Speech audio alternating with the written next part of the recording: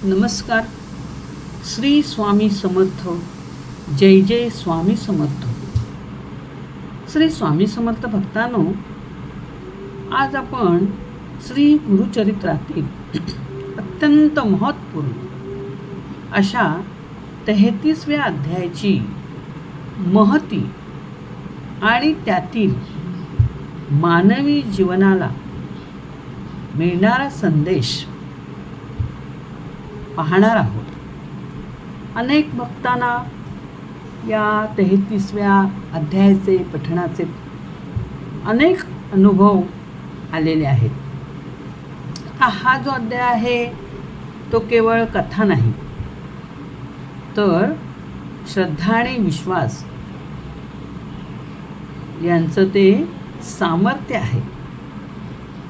त्याचप्रमाणे गुरुभक्ती कशी असावी याचं प्रत्यक्ष उदाहरण देणारा हा अध्याय आहे. आता या अध्यायाची आपण जर माहिती घेतली तर हा अध्याय अतिशय सद्गुरूंवरील अखंड श्रद्धा आणि त्यांच्या कृपेने ज्या अशक्य गोष्टी आहेत त्या कशा शक्य होतात हे सांगितलेलं आहे. अर्थात श्री गुरुचरित्रातील प्रत्येक अध्याय भक्ताला काही ना काही शिकवण देतच असतो आणि भक्ताच्या जीवनामध्ये चांगल्या प्रकारचे बदल घडवून आणण्याचे सामर्थ्य या अध्यायांमध्ये आहे. माणसाच्या जीवनामध्ये अनेक संकटे, अडचणी, रोग, आर्थिक समस्या ह्या सतत येतच असतात. अशा वेळी जो भक्त गुरूंच्या चरणी पूर्ण विश्वास ठेवतो त्याला गुरु योग्य मार्ग दाखवतात. या अध्यायातून आपल्याला शिकवण मिळते म्हणजे गुरूंवर पूर्णपणे श्रद्धा ठेवणं. आपण बघा, अनेकदा देवाला प्रार्थना करतो पण मनात शंका ठेवून करतो. आपण हे सांगितलेलं काम होईल की नाही, खरंच होईल का, अशा शंका आपल्या मनामध्ये असतात. पण गुरुचरित्र आपल्याला काय सांगते की तुम्ही श्रद्धा ठेवा किंवा सबुरी ठेवा आणि ती जर तुमच्याकडे असेल तर मात्र तुम्हाला गुरुकृपा ही निश्चितच मिळणार. जीवनामध्ये अडचणी आल्या की मग लोक निराश होतात. सर्व देवांवरचा विश्वास त्यांचा उडतो, पण त्यांना हे समजत नाही की अडचणी म्हणजे गुरु आपली काय करत असतात, परीक्षा घेत असतात आणि या परीक्षेत तर आपण जर उत्तीर्ण झालो तर गुरूंची कृपा व्हायला वेळ लागत नाही. पण ही परीक्षा मात्र शांततेने आणि संयमाने द्यावी लागते. त्याचप्रमाणे या अध्यायामधून आपल्याला शिकवण मिळते की नामस्मरण करा. नामस्मरणाचे पण फार मोठे महत्त्व या अध्यायामध्ये सांगितलेले आहे. जे ज्याच्या मुखी सदैव गुरुनाम असते त्यांच्यावर गुरूंची विशेष कृपा असते. हा जर 33वा अध्याय जर आपण वाचला तर आपल्या जीवनातील अनेक अडचणी दूर होतात, मानसिक शांतता मिळते, भीती नाहीशी होते आणि आपले जे नकारात्मक विचार असतात ते कमी होतात.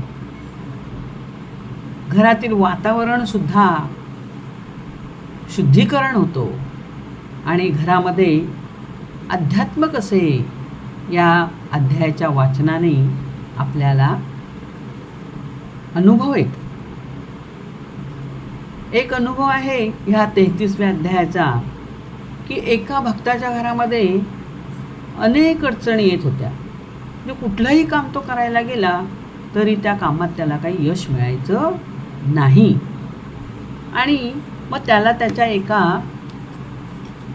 नातेवाईकाने सांगितलं की तू श्री गुरुचरित्रातील 33व्या अध्यायाचं श्रद्धेने पठण कर, बघ तुला काय फरक पडतोय काय.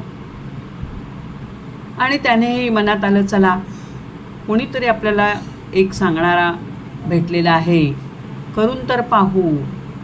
आणि म्हणून त्याने सलग या 33व्या अध्यायाचे 3 महिने पूर्णपणे श्रद्धेने हा अध्याय वाचला. आणि हळूहळू त्याच्या प्रत्येक कामामध्ये त्याला फरक जाणवला की काहीतरी आपलं काम यशस्वी होतं आहे, मार्गी लागतं आहे, अडलेलं काम आता पुढे आलेलं आहे, त्याला गती मिळालेली आहे, असा त्याला हळूहळू अनुभव यायला लागला. आणि मग त्याच्या लक्षात आलं की आपण काही दिवसापूर्वी श्री गुरुचरित्रातील 33वा अध्याय आपण वाचायला सुरुवात केलेली आहे आणि नियमित आपण त्या अध्यायाचे वाचन करत आहोत. पण त्या 3 महिन्यांच्या कालावधीनंतर आपल्याला हे जे आपल्याला येणारे अडथळे आहे ते आपोआपच काय व्हायला लागलेले आहेत, दूर व्हायला लागलेले आहेत, कमी व्हायला लागलेले आहेत आणि आपली जी अडलेली कामं आहेत ती मार्गस्थ व्हायला लागलेली आहेत.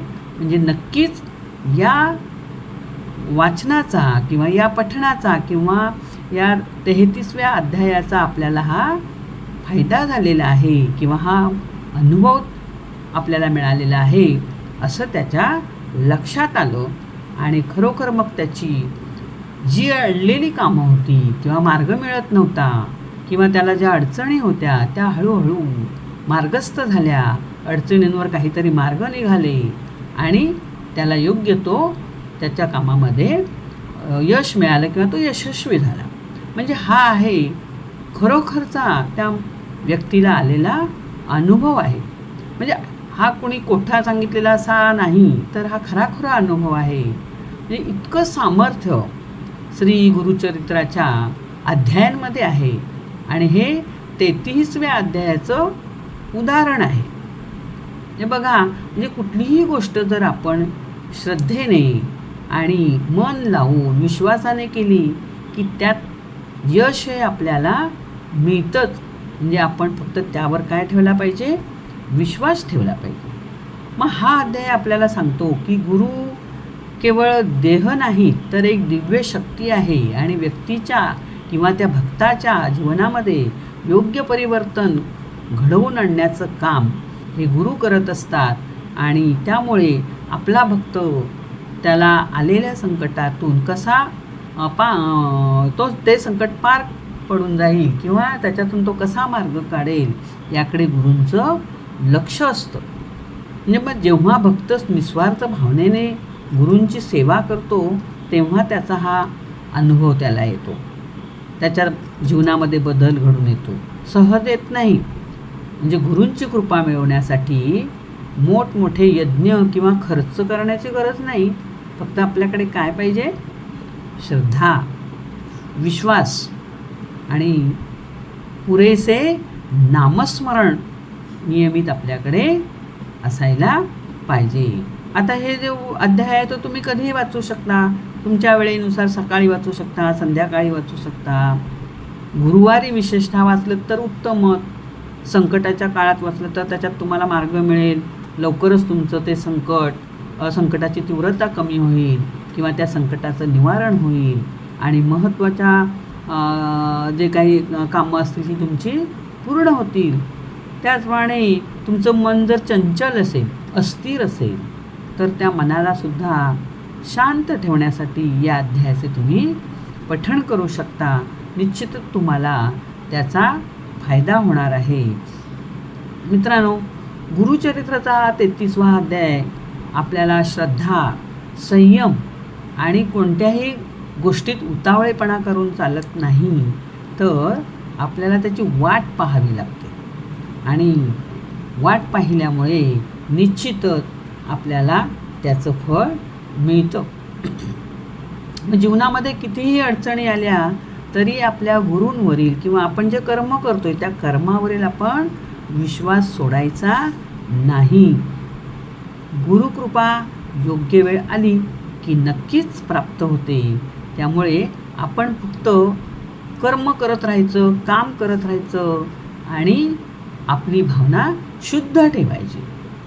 मग जर तुम्ही हा गुरुचरित्राचा 33वा अध्याय वाचला असेल किंवा तुम्हाला काही अनुभव आला असेल तर तुम्ही नक्कीच कमेंटमध्ये सांगा, लिहा. आणि करत नसाल तर करायला सुरुवात करा आणि निश्चितच बघा तुमच्या जीवनामध्ये बदल झाल्याशिवाय राहणार नाही. आणि तुमची अडलेली काही कामे असतील, तुम्हाला काही अडचणी असतील, तुमची काही कामं होत नसतील तर काहीच महिन्यामध्ये तुम्हाला त्यामध्ये मार्ग मिळेल आणि तुमची कामं निश्चितच होऊन जातील.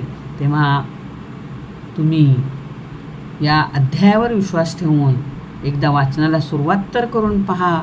बघा तुमची कशी प्रगती आणि तुमची अडलेली कामे मार्गस्थ होतील आणि तुमच्या जीवनाला एक चांगला मार्ग मिळेल आणि तुम्ही या कामामध्ये तुमच्या ज्या अडलेल्या कामांमध्ये यशस्वी व्हाल असं मला वाटतं. तरी आजचा माझा हा व्हिडिओ आपणास आवडल्यास लाईक करा, शेअर करा आणि माझ्या ह्या 33व्या अध्यायाच्या माहितीबद्दल आपण आपल्या मित्रांना किंवा ओळखीच्या माणसांना शेअर करा आणि माझं हे चॅनेल सबस्क्राईब करा. धन्यवाद.